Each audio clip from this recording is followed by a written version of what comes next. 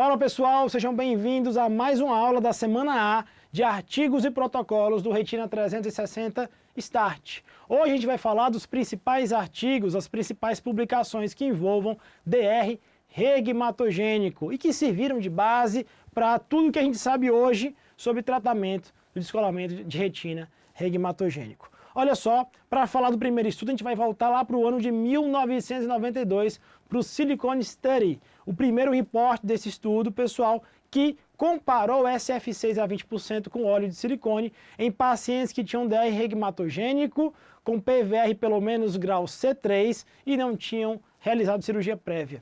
Para isso foi feito ensaio clínico multicêntrico, sem mascaramento, controlado por intervenção, com duração de 36 meses.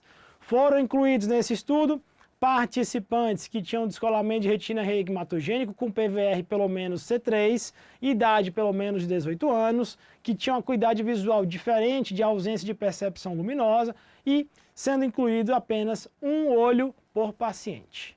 Como critério de exclusão, foram excluídos pacientes que tinham trauma contuso a menos de 3 meses ou trauma penetrante, paciente com rotura gigante ou retinopatia diabética proliferativa, pacientes que tinham doenças que impediam o segmento no longo prazo. E aí, pessoal, os participantes foram alocados em dois grupos. O primeiro recebeu SF6 a 20% e o segundo, óleo de silicone de 1.000 centistokes. A gente teve aqui, então, uma intervenção que envolveu crioendolaser e cerclagem com explante em todos os olhos. E aí, a depender do estado cristalino, foi adotada uma conduta diferente. Então, se o paciente era pseudofásico ou fásico, o cirurgião optou por deixar ou não ele em afasia. E se o paciente já era afásico e colocou óleo de silicone, por exemplo, foi feita uma iridectomia periférica inferior. Beleza? Os pacientes que recebiam óleo de silicone não tinham óleo de silicone removidos de retina. Muitas vezes ficava a critério do cirurgião. Beleza? Vamos aos resultados então. Em relação à acuidade visual maior ou igual a 5.200. Os pacientes tratados com óleo de silicone tiveram maiores ganhos. Em relação à reaplicação da retina, sucesso anatômico foi maior com óleo de silicone em relação ao SF6. Em relação à hipotensão, pacientes com óleo de silicone tiveram menos casos com PIL abaixo de 5. E olha que interessante, esse risco foi muito maior, pessoal, independente do tamponante, naqueles pacientes que tinham mácula off. Tá certo? Então, paciente com descolamento de mácula teve um risco maior nesse estudo de evoluir com PIL abaixo de 5. Em relação à ceratopatia, foi menor também nos pacientes que foram tamponados com óleo de silicone. Em relação à reoperação, também o número de reoperações foi menor nos pacientes que receberam óleo de silicone como tamponante nesse estudo. E uma observação em relação à acuidade visual, a gente observou que essa diferença na acuidade visual entre os grupos reduziu com o tempo de segmento. Beleza? Mas nesse primeiro corte do estudo que a gente observou é que o óleo de silicone, e aí vem a nossa conclusão, é melhor que o SF6, tanto em relação à melhora anatômica, aumentando a taxa de sucesso de reaplicação da retina, como em relação à acuidade visual dos pacientes. Além disso, resultou em menos hipotonia e menos ceratopatia do que nos pacientes, no grupo de pacientes tratados com SF6. Dito isso, pessoal, também o Silicone Study teve o Report 11 de 1997, que teve como objetivo estudar o C3F8 a 14% contra óleo de silicone em pacientes com descolamento regmatogênico e PVR pelo menos C3 com ou sem cirurgia prévia. Para isso, foi feito ensaio clínico randomizado, multicêntrico, sem mascaramento e controlado por intervenção, que teve duração inicial de 36 meses e depois foi estendido para 72 meses. Foram incluídos nesse estudo pacientes com DR regmatogênico, com PVR pelo menos grau C, idade de pelo menos 18 anos, com acuidade visual diferente de ausência de percepção luminosa e apenas um olho por paciente. Excluindo do estudo pacientes com história de trauma contuso a menos de 3 meses, trauma penetrante, rotura gigante ou retinopatia diabética proliferativa e doenças que impedissem segmento de longo prazo. Portanto, foram alocados em 4 grupos os pacientes, aqueles sem vitrectomia prévia foram tamponados com C3F8 ou óleo de silicone, e aqueles com vitrectomia já prévia foram tamponados com C3F8 também ou com óleo de silicone. O acompanhamento ou a intervenção foi feita sempre com crio e endolaser em todos os casos, com a cerclagem com explante de silicone, por exemplo, opcional a critério do cirurgião, sendo que o estácio cristalino também interferiu na conduta, já que pseudofáscicos e fáscicos ficaram ou não com afasia, e aqueles já afásicos com óleo de silicone, eles receberam iridectomia periférica inferior. Os pacientes não tiveram óleo de silicone removidos de rotina também. Beleza? Vamos aos resultados. Então, a gente tem que dentro do grupo de pacientes sem vitrectomia prévia, não houve diferença em relação a ganhos funcionais, em relação a sucesso anatômico ou efeitos colaterais, quando a gente comparou o tamponamento com C3F8 e com óleo de silicone. Já naquele grupo de pacientes que já eram vitrectomizados e precisavam reoperar, estavam com redescolamento da retina, o que a gente observa é que, essencialmente, o óleo de silicone reduziu o risco de hipotonia em relação ao C3F8. Olha que interessante aqui, o prognóstico desses pacientes, pessoal, ele foi mais determinante pelo sucesso na cirurgia primária. Então, quanto menor o número de reoperações, melhor é o prognóstico do paciente. Quanto maior o número de reoperações, pior o prognóstico. Pior o sucesso anatômico, pior o sucesso funcional. Beleza? Com isso a gente consegue concluir que o óleo de silicone ele é equivalente ao C3F8 para esse grupo de pacientes estudado, com descolamento regmatogênico e PVR pelo menos grau C3, sendo que a gente vai optar mais pelo óleo de silicone a depender de algumas particularidades e optar pelo C3F8 a depender de outras particularidades. Então, por exemplo, o óleo de silicone ele é permitido para pacientes que precisam voar de avião com frequência ou em prazo curto, pacientes que preferem evitar a posição de cabeça ou pacientes que têm um risco, por exemplo, de ter hipotonia. Já o C3F8, ele é mais adequado quando você tem um paciente que tem um explante e essa rotura está posterior ao explante, porque o C3F8 ele tampona melhor posterior ao explante em relação ao óleo de silicone. Inclusive, se tiver sangramento intraoperatório, você pode ter dificuldade de preencher o óleo de maneira adequada para ter um tamponamento sem formar menisco, certo? E aí, nesse caso, o C3F8 também entra como uma opção mais interessante. E, por fim, o C3F8 tem a vantagem de reduzir ou de causar menos ceratopatia no longo prazo em relação ao óleo de silicone. Beleza?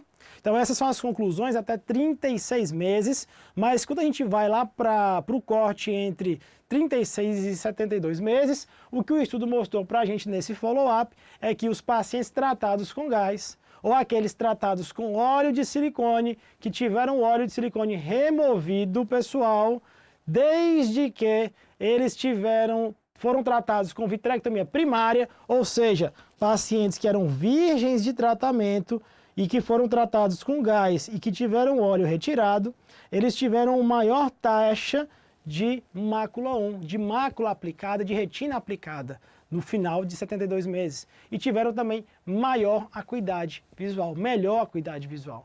Ou seja, pessoal, retirar o óleo, usar gás, a gente tem aí, por esse estudo, melhor sucesso anatômico, melhor sucesso funcional no longo prazo, desde que seja vitrectomia primária, e isso vai de encontro, na verdade, reforça o que a gente já tinha falado, que o sucesso da cirurgia primária é mais importante que o tamponante para o prognóstico do paciente. Beleza? Vamos sair de 97 e pular para 2007 agora, no SPR Study. Pessoal, o SPR Study foi um estudo que ele comparou retinopexia por introflexão escleral e vitrectomia via paz plana para DRs regmatogênicos de média complexidade. Para isso, ele fez um ensaio clínico multicêntrico, sem mascaramento e controlado por intervenção, que teve uma duração de 12 meses.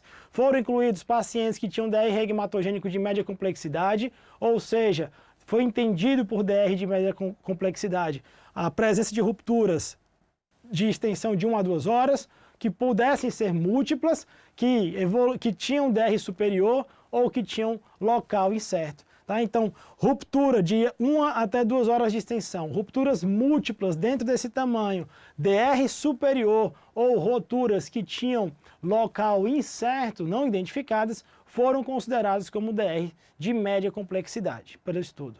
Como critério de exclusão, foram removidos pacientes que eram tratáveis com esponja radial única, que tinham PVR grau B ou grau C, pacientes que tinham roturas posteriores às arcadas, ou seja, muito posteriores, né? Retinopatias com baixa de acuidade visual, alta miopia, miopia acima de 7 dioptrias negativas, pacientes com cirurgia prévia, exceto cirurgia prévia de catarata. E aí os pacientes foram alocados em 4 grupos. Os pacientes da introflexão escleral foram reanalisados ou subdivididos em pacientes fásicos e pseudoafásicos. Já aqueles que foram operados com vitrectomia também foram subdivididos em pacientes fásicos e pseudo ou afásicos. Beleza? Como é que foi a intervenção? Crio ou endolaser foi feito em todos os casos para bloquear as roturas. E houve algumas etapas opcionais, por exemplo, na introflexão a esclerotomia para drenagem do líquido subretiniano foi opcional, dependia do gosto do cirurgião. Do mesmo modo, na vitrectomia, fazer a panfoto ou utilizar um explante também foi opcional, a critério do cirurgião. Beleza? Vamos aos resultados, então, nos pacientes que eram fásicos. Então, nesses pacientes com fascia, que tinham cristalino, a gente teve como resultado nesse estudo maior ganho de acuidade visual nos pacientes tratados com introflexão escleral. Além disso, o PVR não teve diferença de incidência entre os grupos. Do mesmo modo, o sucesso anatômico não variou entre os grupos, ou seja, a gente conseguiu taxas de reaplicação de retina similares entre introflexão e vitrectomia via paz plana. Além disso, a taxa de reoperação também foi similar entre os dois grupos. Agora, os pacientes com introflexão escleral tiveram muito menos incidência de catarata. Vamos para o outro lado agora, pacientes então que são pseudo ou afásicos. Esses pacientes pseudoafásicos, em relação ao ganho de acuidade visual, não teve diferença entre introflexão e vitrectomia. Em relação à formação de PVR, também não teve diferença. Em relação à reaplicação da retina, ou seja, sucesso anatômico, aqui sim, a vitrectomia foi superior em pacientes pseudo e afásicos em relação à introflexão escleral. Em relação ao número de reoperações, a gente conseguiu um menor número de reoperações dos pacientes vitrectomizados. E olha só, em relação à formação de catarata, não se aplica nesse grupo de pacientes. Agora, uma observação importante, pessoal. Após as reoperações, sucesso anatômico final foi semelhante entre todos os cenários. Então, a reaplicação, num primeiro momento, na cirurgia primária, ela é superior com a vitrectomia. Mas se você fizer, por exemplo, uma introflexão no afásico, foi o que o estudo mostrou, fez uma introflexão no afásico, não colou, reoperou fazendo a vitrectomia, por exemplo, aí sim você conseguiu uma taxa de sucesso anatômico semelhante, tá bom? Considerando as reoperações, não houve diferença entre os cenários. Agora, considerando cirurgia primária, sim, que é o que a gente consegue observar nessa conclusão, que é que a introflexão ela tem melhor resultado funcional e menos catarata em pacientes que são fásicos. E a vitrectomia via paz plana tem melhor resultado anatômico com menos cirurgias em pacientes afásicos ou pseudofásicos, certo? Considerando o recorte de 12 meses e a cirurgia primária, não considerando as reoperações, beleza? Lembra do que a gente aprendeu nos outros estudos. Prognóstico depende, pessoal, da cirurgia primária, do sucesso primário. Então, a gente ter menos cirurgias, conseguir uma reaplicação mais precoce, pode resultar numa melhor acuidade visual final do paciente, beleza? Portanto, nesses dois cenários a gente vai ter a introflexão melhor para afásicos e a vitrectomia melhor para afásicos e pseudofásicos.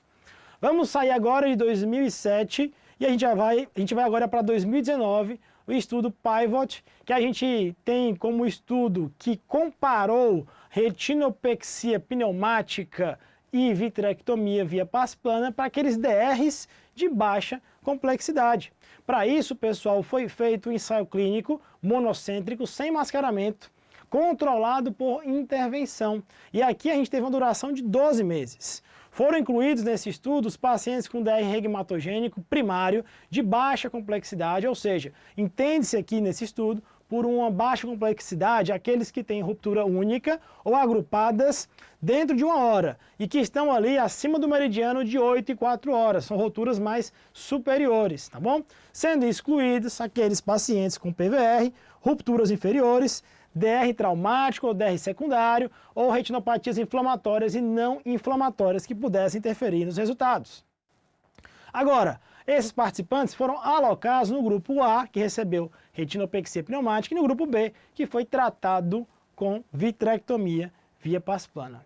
A intervenção foi feita com crio e endolaser em todos os casos e houve algumas particularidades, por exemplo, nos pacientes que foram tratados com retinopexia pneumática mais SF6, que foi o gás de escolha, poderia ser feito, foi feito manobra do rolo compressor, por exemplo, para empurrar o líquido da mácula e do polo posterior em direção à rotura. Já aqueles pacientes que foram tratados por vitrectomia via pars plana, foi a critério do cirurgião escolher utilizar SF6 ou C3F8. Em relação à pneumática, foi feita uma paracitese de câmara anterior, removendo 0,3 ml antes e injetando o SF6 a 100% em 0,6 ml na cavidade vítrea. Beleza? Vamos aos resultados, pessoal. A gente tem que a retinopexia pneumática teve uma maior proporção de pacientes com acuidade de pelo menos 20/40 em relação à vitrectomia. E olha que interessante, a reaplicação de retina foi maior na vitrectomia e menor na retinopexia pneumática. Então, a gente tem maior sucesso anatômico com a vitrectomia, maior sucesso funcional com a retinopexia pneumática. E em relação a metamorfopsias, por exemplo, a retinopexia pneumática resultou em menos metamorfopsias do que a vitrectomia. Em relação à metamorfopsia horizontal, não teve diferença significativa. Catarata foi menor nos pacientes com retinopexia pneumática, maior nos pacientes com vitrectomia e de observação fica que após reoperações, o sucesso anatômico final foi semelhante entre as técnicas. Então, ainda que na pneumática não tivesse reaplicado inicialmente, quando você reopera o paciente que não teve o sucesso inicial com a pneumática, você teve um sucesso anatômico no grupo com pneumática inicial, semelhante ao grupo com vitrectomia inicial. Beleza? Com isso, a gente pode concluir que a retinopexia pneumática, ela é considerado, sim, tratamento de primeira linha para DRs de baixa complexidade que atendam aos critérios de inclusão desse estudo, porque permite que o paciente alcance maior acuidade visual com menos metamorfopsia, com menos catarata do que a vitrectomia, nesses casos específicos, tá bom? Saímos de 2019 para 2020 no Pro Study, que no Report 2, pessoal, comparou retinopexia por introflexão escleral contra vitrectomia com ou sem introflexão escleral, ou seja, com ou sem explante de silicone ou faixa, por exemplo. E ele fez isso em pacientes com DR regmatogênico de média complexidade em pacientes fásicos. Esse estudo foi um coorte multicêntrico, retrospectivo, controlado por intervenção, com duração de 13 meses, e que incluiu pacientes fásicos com DR regmatogênico primário de média complexidade, baseado no estudo SPR, que a gente viu há pouco, e que teve como critérios de exclusão pacientes que tinham PVR de qualquer grau, membrana pré-retiniana, opacidades vítreas significativas, idade abaixo de 40 anos, DR entre 3 e 9 horas e retinopatias associadas. Os participantes foram alocados em 3 grupos. O primeiro recebeu o tratamento com introflexão, principalmente aqui tinham pacientes com mácula 1 e pacientes com DR superior, envolvendo a retina superior. Grupo B, o grupo 2, pacientes foram tratados com vitrectomia, e no grupo C, pacientes foram tratados com vitrectomia e introflexão escleral.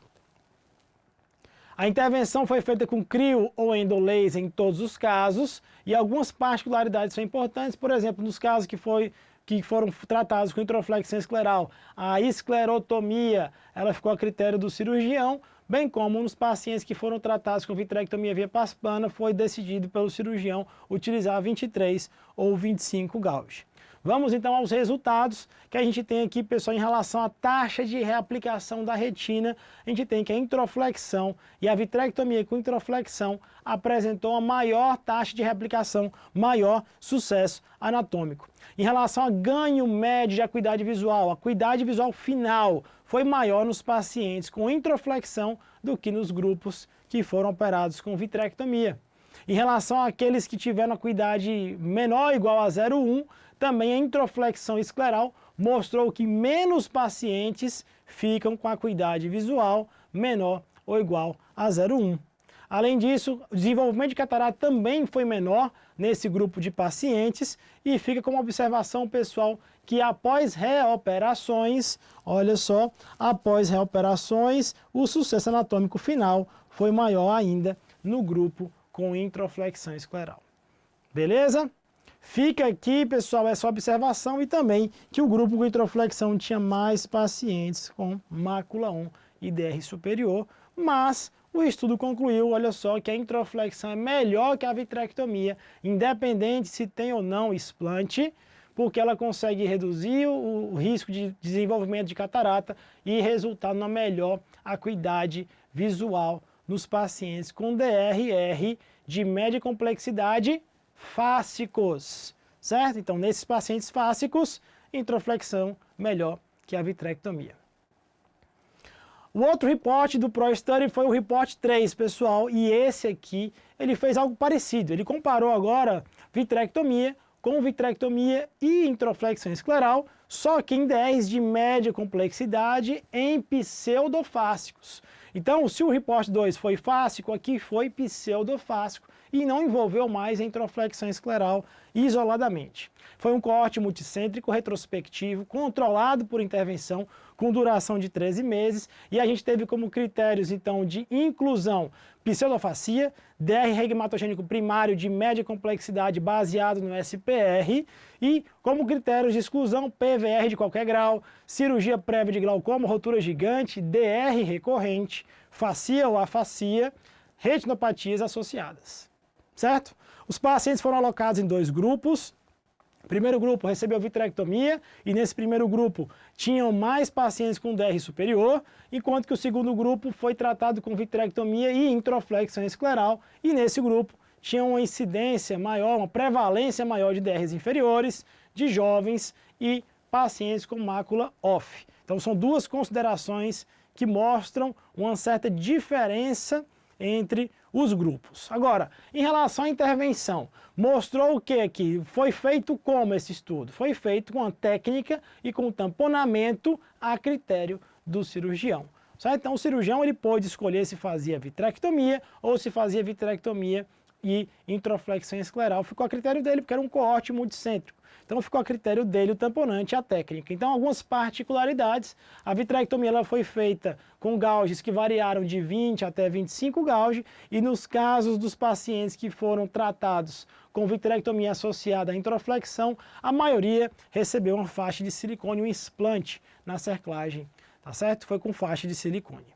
Então, dito isso, vamos aos resultados que mostraram a maior taxa de reaplicação em pseudofásicos nesse grupo de pacientes do Report 3 e em pacientes que foram tratados com vitrectomia e introflexão escleral associada. Além disso, os pacientes tiveram maior resolução de DR inferior quando tratados com vitrectomia e introflexão escleral. Além disso, tiveram maior resolução de DR superior, independente da técnica. Olha que interessante. Então, olha só, a resolutibilidade dos pacientes que tinham DR inferior foi maior dos tratados com vitrectomia e explante. Já em relação à acuidade final, média, não houve diferença entre os grupos e fica como observação, pessoal, que o melhor prognóstico que esse estudo mostrou foram naqueles pacientes que eram mácula 1 e naqueles pacientes que foram tratados com gás em DR superior em relação àqueles que foram tratados com gás SF6 e outros tipos de DR, tá? Então, mácula 1 em C3F8 em DR superior foi superior, pessoal, em relação ao melhor prognóstico visual e anatômico do que pacientes mácula off e pacientes com DR superior tratados com SF6. Beleza? O que a gente conclui desse estudo do Report 3, então? Que a vitrectomia com introflexão escleral, ou seja, com a faixa de silicone na maioria das vezes, é melhor do que vitrectomia isolada para pacientes pseudofáscicos. Por que isso? Porque você vai ter um maior sucesso anatômico, maior reaplicação da retina e, em especial, pessoal, uma maior resolução dos casos de DR inferior quando associada à vitrectomia com introflexão escleral. Dito isso, a gente finaliza a aula de hoje. Um grande abraço, espero que vocês tenham gostado e a gente se vê no nosso próximo encontro.